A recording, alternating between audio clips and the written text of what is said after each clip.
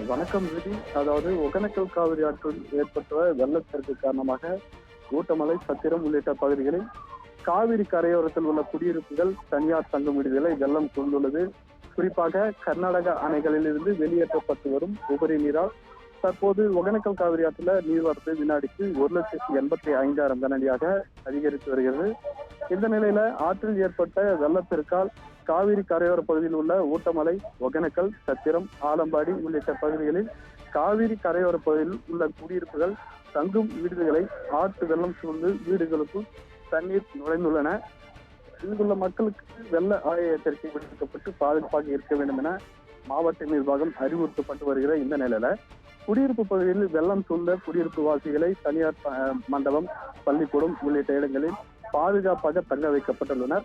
இவர்களுக்கு மாவட்ட நிர்வாகம் சார்பில் உணவு உள்ளிட்ட அடிப்படை வசதிகளை ஏற்படுத்தி வருகின்றன. தற்போது வீடுகளுக்குள் தண்ணீர் நுழைந்ததால் இங்குள்ள மக்கள் தங்களின் வீட்டு உபயோகப் பொருட்களை பாதுகாக்கும் வகையில் அப்புறப்படுத்தப்பட்டு வீடுகளை காலி செய்து வருகின்றனர்.